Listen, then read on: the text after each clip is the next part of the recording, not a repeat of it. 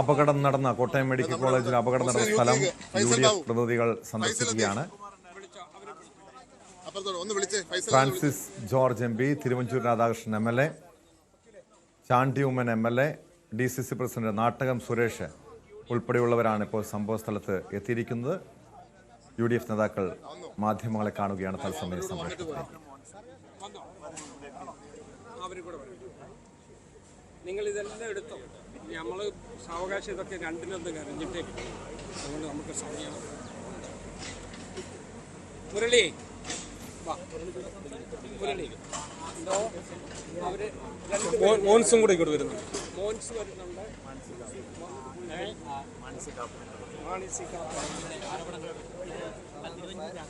Kottayam medical കോളേജിൽ അപകടം നടന്ന സ്ഥലം UDF നേതാക്കൾ സന്ദർശിക്കുകയാണ്. ഇന്ന് രാവിലെ 11 മണിയോടുകൂടിയായിരുന്നു ഈ അപകടം ഉണ്ടായത്. 14-ാം വാർഡിന്റെ ഒരു ഭാഗം തകർന്നു വീഴുന്നു. 14-ാം വാർഡിന്റെ ശുചിമുറിയുടെ ഭാഗമാണ് ഇടിഞ്ഞു വീണത്. ഇത് ഉപയോഗിക്കാതിരുന്ന ഭാഗമെന്നായിരുന്നു മന്ത്രി വീണ ജോർജ്, ആരോഗ്യമന്ത്രി വീണ ജോർജ് ആദ്യം അറിയിച്ചത്. ആരോഗ്യവകുപ്പ് അഡീഷണൽ ചീഫ് സെക്രട്ടറി ഉൾപ്പെടെയുള്ളവർ സ്ഥലത്തെത്തിയിരുന്നു. ഇപ്പോൾ തിരുവഞ്ചൂർ രാധാകൃഷ്ണൻ മാധ്യമങ്ങളെ ഒന്നും സംഭവിച്ചിട്ടില്ല എന്ന് ചില ആളുകൾ പറഞ്ഞത്, അതും വളരെ ഉത്തരവാദിത്തപ്പെട്ട ആളുകളാണ്. രണ്ടാമത്തെ പ്രധാനപ്പെട്ട പ്രശ്നം, ഈ തെരച്ചിൽ തന്നെ 1.5 മണിക്കൂർ വൈകി. 2 മണിക്കൂർ വൈകി. എന്തുകൊണ്ടാണ് 2 മണിക്കൂർ വൈകാൻ കാരണം? ഒന്നും സംഭവിച്ചിട്ടില്ല, ഒരു കുഴപ്പമില്ല, ആരെയും ഞങ്ങൾ അവിടെ അഡ്മിറ്റ് ചെയ്തിട്ടില്ല, ഒരാളിന് പോലും അവിടെ നിൽക്കാൻ സ്വാതന്ത്ര്യം ഉണ്ടായിരുന്നില്ല എന്നൊക്കെ പറഞ്ഞ് ഈ തെരച്ചിൽ വൈകിച്ചത് എന്തുകൊണ്ട് എന്നുള്ളതാണ് ഞങ്ങളുടെ ചോദ്യം. അത് ആരോഗ്യവകുപ്പ് മന്ത്രി ഉത്തരവാദിത്വപ്പെട്ട ആളല്ലേ? ആരോഗ്യവകുപ്പ് മന്ത്രി പറയുന്നു ഇവിടെ ഒന്നും സംഭവിച്ചിട്ടില്ല, ഒരു കുഴപ്പമില്ല. അവരീ പറയുന്ന സമയത്ത് ഈ മണ്ണിനകത്തൊരു പാവപ്പെട്ട സ്ത്രീ മരിച്ചു കിടക്കുകയാണ്. ഒരു സ്ഥലം MLA ഉണ്ട്, മന്ത്രിയുണ്ട്. അത് അവര് എന്തിനും നാട്ടുകാരുടെ പച്ചക്കള്ളം പറഞ്ഞു എന്നുള്ളതാണ് ഞങ്ങളുടെ ചോദ്യം. ആ ചോദ്യത്തിന് അവർ ഉത്തരം പറയട്ടെ. ഒരു പാവപ്പെട്ട സ്ത്രീ ഈ മണ്ണിന്റെ അടിയിൽ മരിച്ചു കിടക്കുന്ന സമയത്ത്, ശ്വാസം മുട്ടി മരിച്ചു കിടക്കുന്ന സമയത്ത് ഒന്നും സംഭവിച്ചിട്ടില്ല എന്ന് പറയത്തക്ക വിധത്തിൽ ഇതിനെ നിസ്സാരവൽക്കരിച്ചത് എന്തുകൊണ്ട് എന്നൊരു ചോദ്യമുണ്ട്. രണ്ടാമത്തെ കാര്യം, ഇവിടെ എല്ലാവരെയും ഒഴിപ്പിച്ചു എന്നാ പറഞ്ഞത്. 14-ാം വാർഡിന്റെ ഭിത്തി ഇടിഞ്ഞില്ലേ?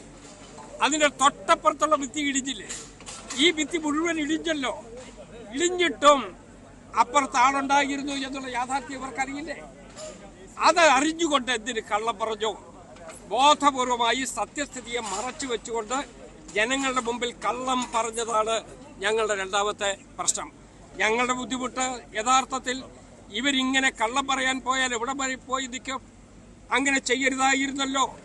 ഈ തെരച്ചില് എന്തുകൊണ്ട് ഡിലേ ചെയ്യിച്ചു എന്നുള്ള ചോദ്യമുണ്ട്. ആ ചോദ്യത്തിനും അവർ ഉത്തരം പറഞ്ഞാൽ മതിയാവും. മൂന്നാമത്തെ പ്രധാനപ്പെട്ട പ്രശ്നം, ഇവിടെ ആളുകളെ അഡ്മിറ്റ് ചെയ്തില്ല എന്ന് പറയുന്നത് ശരിയാണോ?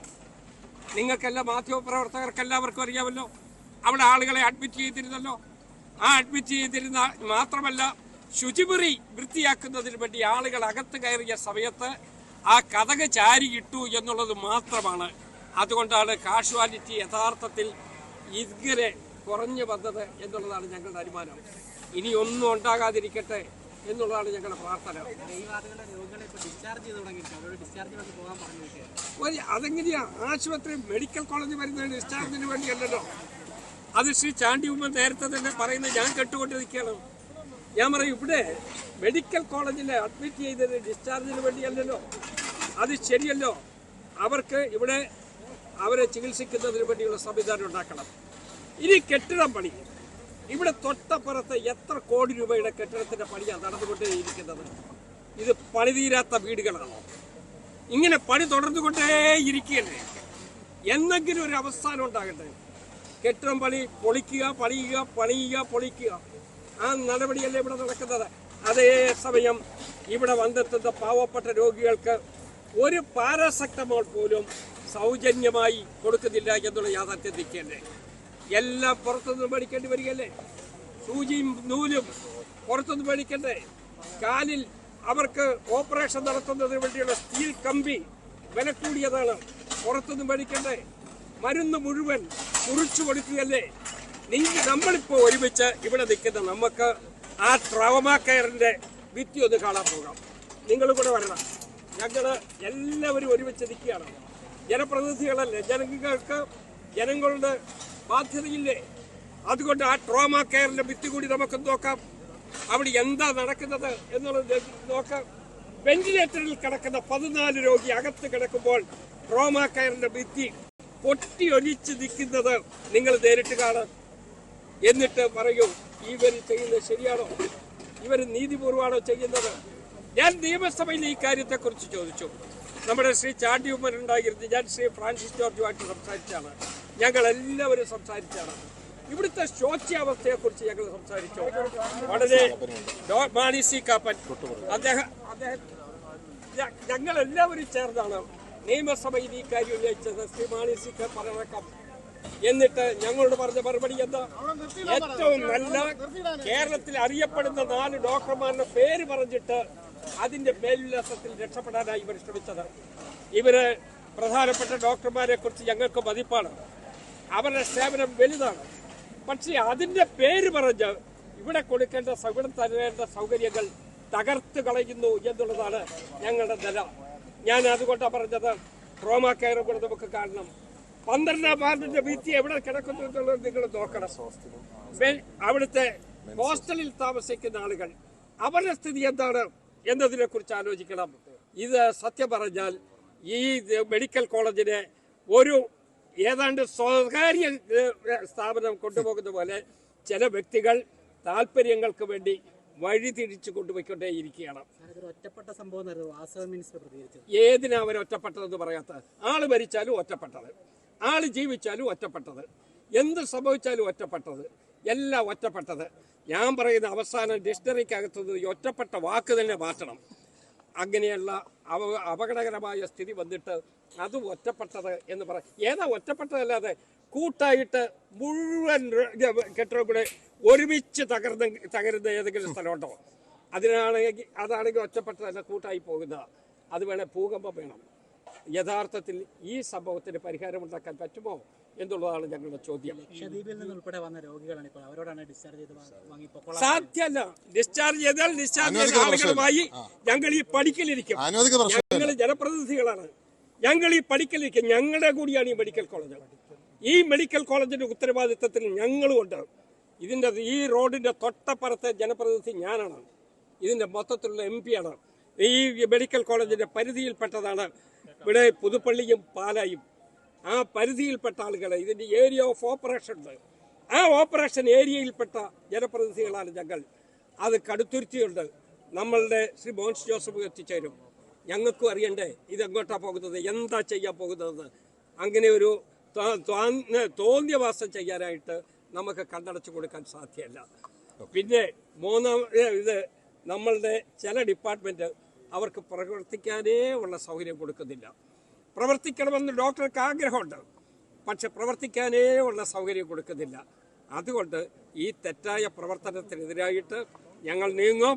ഇപ്പോൾ ഞങ്ങൾ പ്രാഥമികമായിട്ട് UDFന്റെ കമ്മിറ്റി ഒരുമിച്ച് ഇവിടെ വരികയാണ്. ജില്ലാ കോൺഗ്രസ് കമ്മിറ്റിയുടെ അധ്യക്ഷൻ ശ്രീ സുരേഷുണ്ട്, നമ്മളുടെ UDFന്റെ ജില്ലാ കൺവീനർ പ്രിയപ്പെട്ട ശ്രീ ഫിൽസൺ മാത്യൂസ് ഉണ്ട്, ബാക്കി UDFന്റെ നേതാക്കന്മാർ, മുനിസിപ്പൽ ചെയർപേഴ്സൺ നമ്മളുടെ ബിൻസി ഉണ്ട്, മുസ്ലിം ലീഗ് ഇന്ത്യൻ യൂണിയൻ മുസ്ലിം ലീഗിന്റെ നേതാവ് അസീസ് ഉണ്ട്, ഫൈസൽ ബാബു ഉണ്ട്, എല്ലാവരും ഉണ്ട്.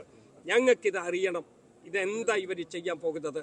അതല്ലാതെ എല്ലാവരുടെയും കണ്ണ് കെട്ടിവിട്ട് ഈ മെഡിക്കൽ കോളേജിന്റെ സ്ഥിതി ദുസ്ഥിതിയിലേക്ക് കൊണ്ടുപോകാൻ സാധ്യമല്ല എന്നുള്ളതാണ് ഞാൻ പറയുന്നത്. ഇവർ ഈ പറയുന്ന കാര്യമാണെങ്കിൽ ഇതിനെക്കുറിച്ച് അവർക്കൊരു ജുഡീഷ്യൽ അന്വേഷണം നടത്തുന്നതിന് എന്താ തടസ്സം? ഒരു ജുഡീഷ്യൽ അന്വേഷണം നടത്താൻ എന്ത് തടസ്സമാണുള്ളത്? വേണം, അതല്ലേ ഞങ്ങൾ ആവശ്യപ്പെടുന്നത്. ജുഡീഷ്യൽ അന്വേഷണം വേണം. ഒരു ജുഡീഷ്യൽ അന്വേഷണം നടത്തി ഒരാളിന്റെ മരണം, 3 ആളുകളുടെ പരിക്ക്, ഒരു മെഡിക്കൽ കോളേജിന്റെ ഒരു ഭാഗം ഇടിഞ്ഞു വീണത്, ബാക്കിയുള്ളതിന്റെ സ്ഥിതി മോശമാണ്. ഇനിയും ഇതിനേക്കാൾ മോശമായ സ്ഥലം നമ്മൾ ഇവിടെ നിന്ന് കാണാനും പോവുകയാണ്. ഇതിനെക്കുറിച്ചൊരു ജുഡീഷ്യൽ അന്വേഷണം നടന്നേ മതിയാകും. MP അതല്ലേ നമ്മൾ പറയുന്നത്. ഇതിനൊന്നും ഈ കെട്ടിടത്തിനൊന്നും ഒരു ഫിറ്റ്നസ്സും ഇല്ല. അത് അതോടൊപ്പം ദിവസമാണ് ഈ അപകടം ഉണ്ടായത്. അപ്പോൾ മന്ത്രിമാർ വേഗത്തിലെത്തി, പക്ഷേ ഈ രക്ഷാപ്രവർത്തനത്തിന് പ്രധാന മേൽനോട്ടം വഹിക്കുന്ന കലക്ടർ അടക്കം വളരെ വൈകിയാണ് അവിടെ പരിപാടിയിൽ നിന്നുകൊണ്ട്. അപ്പോൾ അത്തരമൊരു കാലതാമസം ഉദ്യോഗസ്ഥ തലത്തിൽ ഉണ്ടായിട്ടുണ്ടെന്നുള്ള ഉദ്യോഗസ്ഥ തലത്തിൽ കാലതാമസം ഉണ്ടെന്ന് മാത്രമല്ല, 2 മണിക്കൂർ തെരച്ചിൽ വൈകിയത് എന്തുകൊണ്ടാണ്? ഇവിടെ ഒന്നും സംഭവിച്ചിട്ടില്ല എന്നുള്ള വ്യാജ പ്രചരണം വൈകിയതാണ് ഈ മരണം. ആണ്. ആ തെരച്ചിൽ വൈകിയതാണ് അതിന്റെ അവസാനം ഒരു സാധു സ്ത്രീ മരിക്കാനിടയായത്. 2 മണിക്കൂറാണ് വൈകിച്ചത്. എന്ത് കാരണത്താല വിശദീകരിക്കണം? ഈ 2 മണിക്കൂർ എന്തുകൊണ്ട് വൈകിച്ചു എന്നുള്ളത് ജനങ്ങളോട് പറയണ്ടേ? ഞങ്ങൾക്ക് അറിയണ്ടേ? ഞങ്ങൾ ഇവിടുത്തുള്ള ജനപ്രതിനിധികളല്ലേ? എല്ലാവരും ഒരുമിച്ച് നിൽക്കുകയല്ലേ? ഈ കെട്ടിടത്തിന്റെ ഒരു രൂപകൽപ്പന 4 വശവും കെട്ടിടങ്ങളാൽ ചുറ്റപ്പെട്ട സ്ഥലത്താണ് ഈ അപകടം ഉണ്ടായത്. JCB അടക്കമുള്ള എത്തിക്കുന്നതിന് ഒരു പ്രായോഗിക പ്രതിസന്ധിയാണ് രക്ഷാപ്രവർത്തകർ പറയുന്നത്. അതാണ് ഈ കാലതാമസത്തിന് കാരണമെന്ന്. അത് നിസ്സാര കാരണമാണോ? അത് നിസ്സാര കാര്യമല്ലെന്ന് മാത്രമല്ല, ഇവിടെ ബിൽഡിംഗ് റൂൾസിനകത്ത് ഒരു പ്രത്യേകതയുണ്ട്. 7 മീറ്റർ വീതിയിലുള്ള റോഡ് ഇതിന് ചുറ്റുവട്ടത്തിലുണ്ടാകണമെന്ന്. 7 മീറ്റർ. അത് ബിൽഡിംഗ് റൂൾസിനകത്തെ പ്രത്യേകമായ ഭാഗമാണ്. ഈ ആശുപത്രിക്കകത്തൊരു അത്യാഹിതം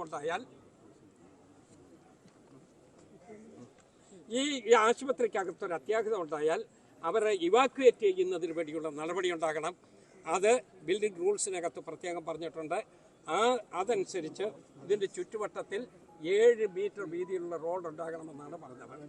അങ്ങനെ ഗവൺമെന്റിന്റെ അനാസ്ഥ കൊണ്ടും ഗവൺമെന്റ് ചെയ്യേണ്ട കാര്യം ചെയ്യാത്തത് കൊണ്ടും ഉണ്ടായി ഈ അപകടത്തിൽപ്പെട്ട ആളുകൾക്ക് യുക്തമായ കോമ്പൻസേഷൻ കൊടുക്കണം. ആ കോമ്പൻസേഷൻ കൊടുക്കുന്നില്ലെങ്കിൽ ഞങ്ങൾ നിയമപരമായി അത് വാങ്ങാനുള്ള നടപടിയിലേക്ക് ഇവിടെ നീങ്ങും.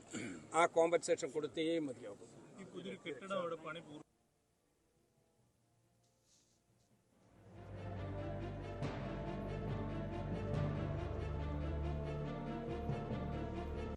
ജുഡീഷ്യൽ അന്വേഷണം. കോട്ടയം മെഡിക്കൽ കോളേജ് അപകടത്തിൽ ജുഡീഷ്യൽ അന്വേഷണം വേണമെന്നാണ് UDF ആവശ്യം ഉന്നയിക്കുന്നത്. മുൻ മന്ത്രിയും MLA-യുമായ തിരുവഞ്ചൂർ രാധാകൃഷ്ണൻ ഉൾപ്പെടെയുള്ള UDF-ന്റെ പ്രതിനിധി സംഘം അപകടം നടന്ന സ്ഥലം സന്ദർശിച്ചു. അതിനുശേഷമാണ് മാധ്യമങ്ങളെ കണ്ടത്. സ്ഥലം Kottayam MP Francis George, MLA Chandy Oommen, മറ്റു UDF-ന്റെ പ്രതിനിധികളടക്കം ഈ സംഭവസ്ഥലം സന്ദർശിച്ചിരുന്നു. വലിയ പ്രതിഷേധം ഉയർത്തുന്നുണ്ട്. രക്ഷാപ്രവർത്തനത്തിൽ വീഴ്ച സംഭവിച്ചു. ഇവിടെ ഈ തിരച്ചിലിനടക്കം വലിയ രീതിയിലുള്ള കാലതാമസം ഉണ്ടായി. അതാണ് ഒരു സ്ത്രീയുടെ ജീവൻ നഷ്ടപ്പെടാൻ കാരണമെന്നാണ് UDF നേതാക്കൾ ഉന്നയിക്കുന്ന പ്രധാനപ്പെട്ട വിഷയം. പ്രത്യേകിച്ച് മുഖ്യമന്ത്രിയുടെ അവലോകന യോഗം കോട്ടയത്ത് നടക്കുന്ന സമയത്തായിരുന്നു ഈ അപകടമുണ്ടായത്. അതുകൊണ്ട് തന്നെ കളക്ടർ ഉൾപ്പെടെയുള്ള ഉദ്യോഗസ്ഥർ സംഭവസ്ഥലത്ത്, ഈ അപകടം നടന്ന സ്ഥലത്ത് എത്തിയില്ല എന്ന ആക്ഷേപം ഉന്നയിക്കുന്നുണ്ട്. പക്ഷേ ഈ അപകടം നടന്ന ഉടൻ തന്നെ ആരോഗ്യമന്ത്രി വീണ ജോർജും മന്ത്രി BN വാസവനും സ്ഥലത്തെത്തിയിരുന്നു. പക്ഷേ ഈ ഒരു സ്ത്രീ ഈ കെട്ടിടത്തിനുള്ളിൽ ഉണ്ട് എന്ന കാര്യം തിരിച്ചറിയാൻ വൈകി, രക്ഷാപ്രവർത്തനം വൈകി. ഇതുകൊണ്ട് തന്നെയാണ് ഒരു ജീവൻ പൊലിഞ്ഞത് എന്ന ആക്ഷേപം ഉയർത്തുന്നുണ്ട്. വലിയ പ്രതിഷേധത്തിലേക്കാണ് UDF നീങ്ങുന്നത്. തിരിച്ചെത്താം.